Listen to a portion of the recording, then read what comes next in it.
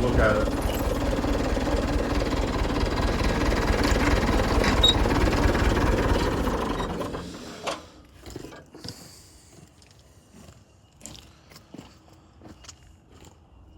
There should be a VIN plate somewhere.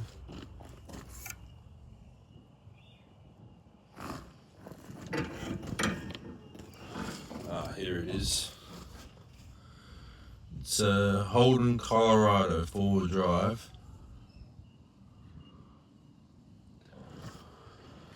I thought, because we've got two cars the same, and I thought the one I was stripping yesterday, I didn't do a video on, but I took out the whole chassis from underneath and pulled out all the engine wiring. So this is the one I did yesterday. I just didn't really have much time, so I completely stripped it out.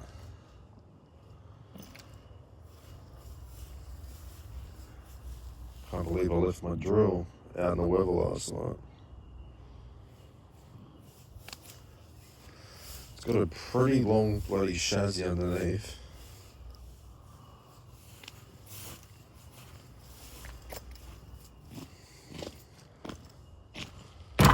Still got 3/4 of diesel in here too. I don't know how clean it is. Might check it out with a strainer later.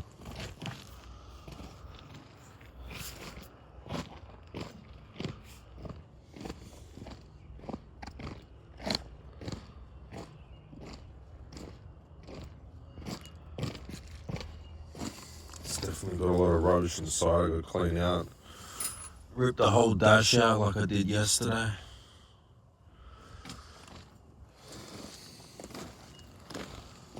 I've still got the dash from this year.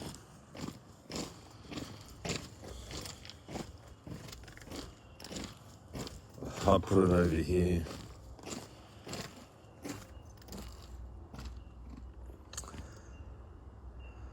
It's one project after another. I got this given to me by a mate the other day. It's not a bad car trailer, but it's mainly just good to cart steel. I wouldn't recommend putting a car on it. Just the way they did it, there's a lot of angle line. It's not really that thick, the plate. But I might paint this up when the weather gets more hotter. Same with this tray as well. Do the whole lot in one.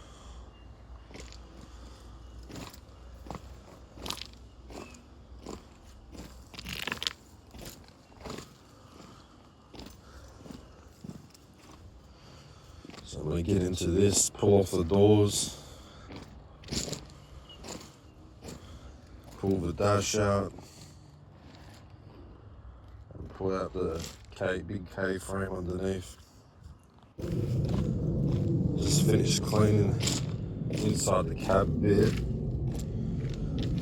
I found it really strange to get these doors off. It requires this special tool. It is what it is. Not many vehicles are like that. Just getting the fenders off now.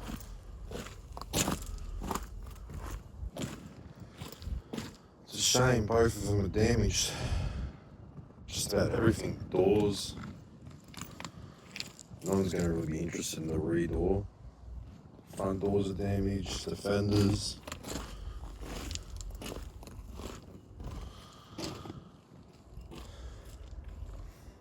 Even that door's got a ding in it too. And the roof's completely fucked.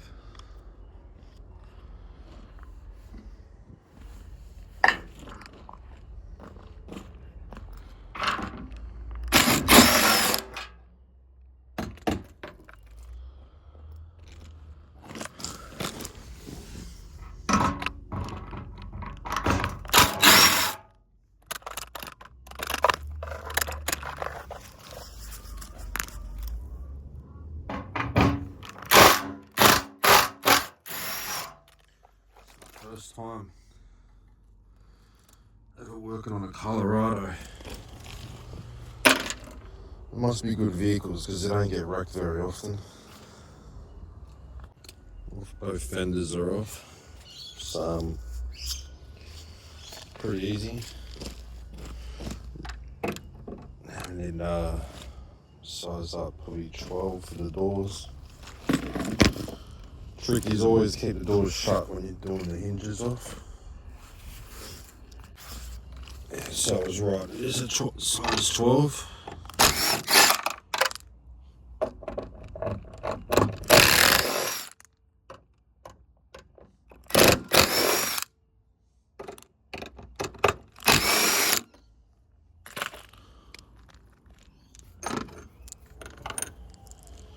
Four bolts.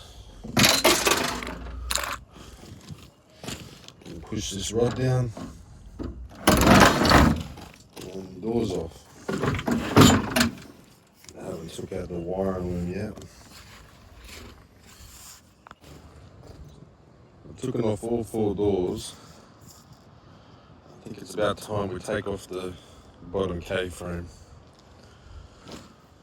Now, from what I remember yesterday, they had rubbers. Actually, this one's a little bit different to the one in yesterday.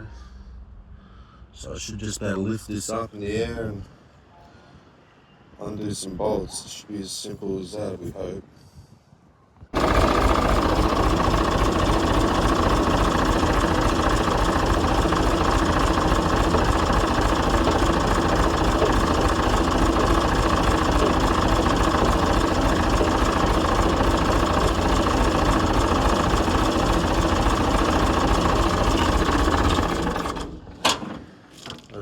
Didn't like that roof too much, it's pretty caved in.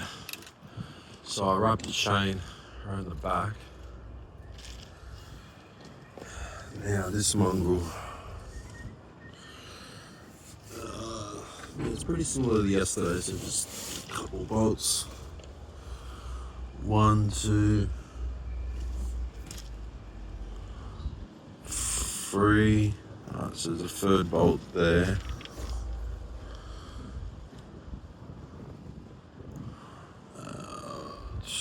Get that off.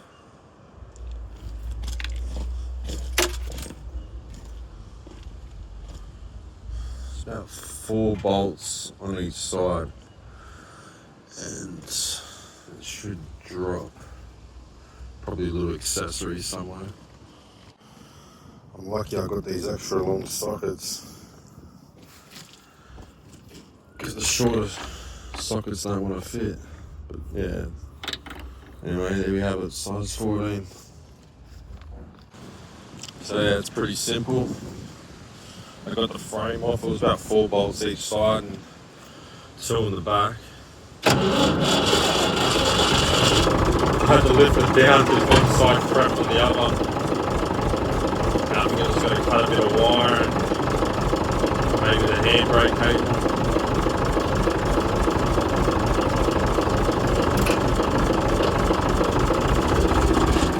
Sure do have to appreciate when you got tools like this crane to lift the car in there.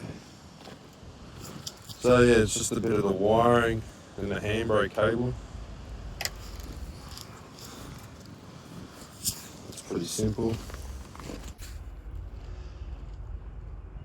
This is the second ute that I'm working on.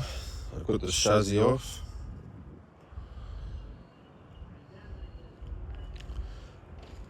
And now I've got to get all this dash out so I can get all the wiring out. I've got a bit of cleaning up the head to do too, so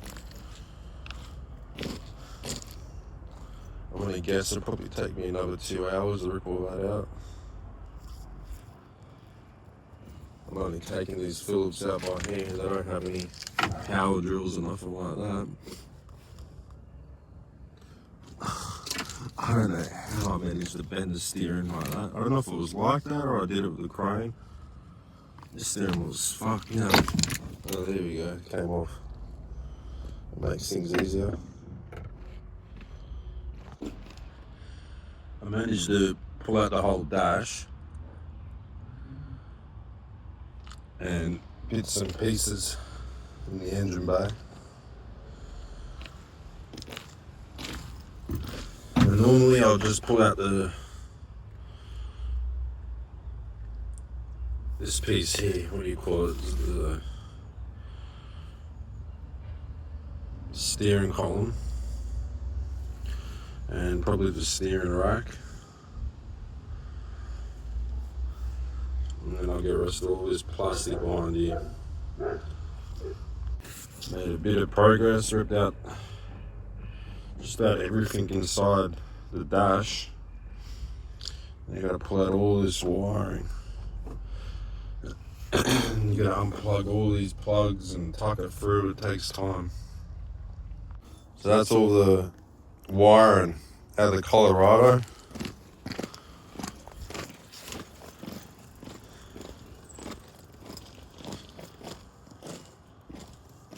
So that's basically done. Just gonna have to cut some little bit of pipes in the front and take a bit of this stuff off. The bloke I know gave me this yesterday.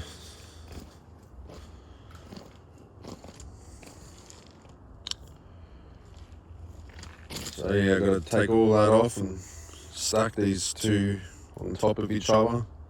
I don't think it's gonna fit long ways.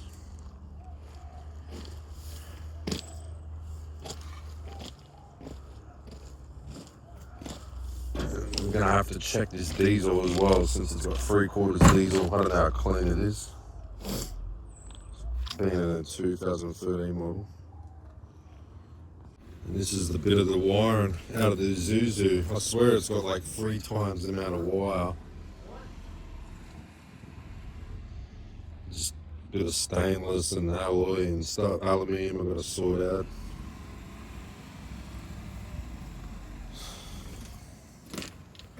Maybe even have another bonfire tonight. I'm gonna empty this out. Full of charcoal. I've got the car, 2 cars, the Isuzu and the Colorado are all strapped down. And now we're gonna suck some of this fuel. I don't really trust it too much to put in me Trident. I don't really want any problems.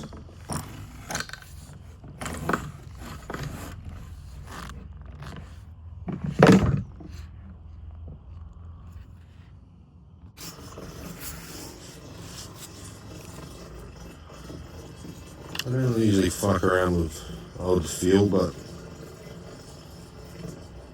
diesel's right to start my bonfire tonight.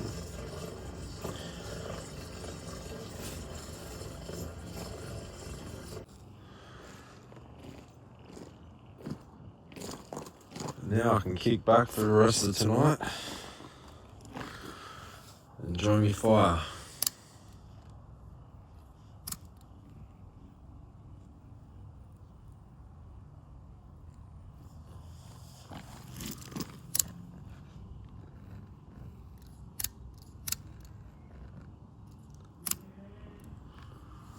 It's a bit windy. Just had to add a bit more fuel, but it is pretty windy.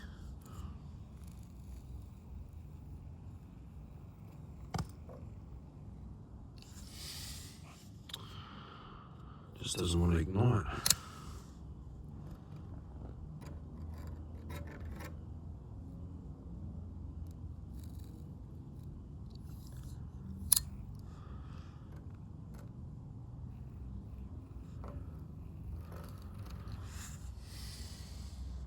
Maybe I'll put a bit of fuel on the side. Hopefully that's good fuel. I took out of the fuel tank. Oh my god, now the wind.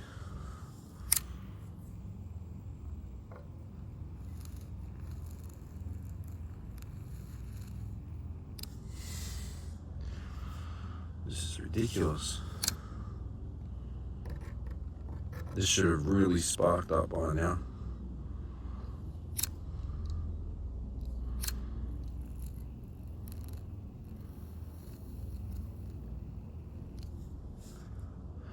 All I get is that little flame. Hopefully that just goes boom.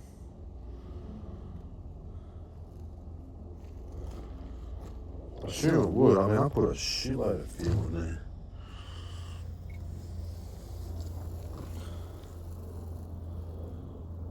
This takes a while. I'm actually kind of disappointed.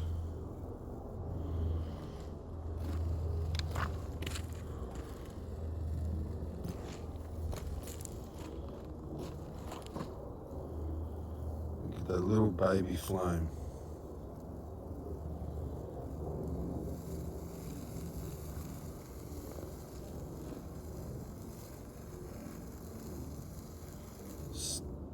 Slowly eating up, but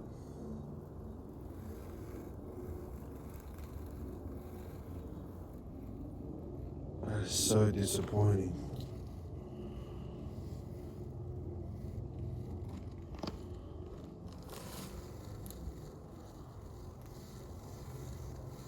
I think I threw a lot of fuel in the wood. So I betcha.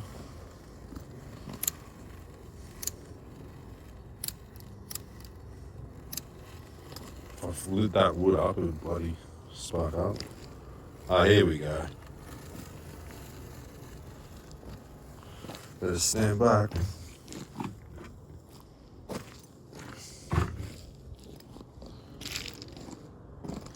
There we have it. Now I can kick back for tonight and let this burn. A couple minutes later, and I got a nice warm fire. It's just a shame that it's a little bit windy tonight. You can really see the breeze. It's keeping me nice and warm.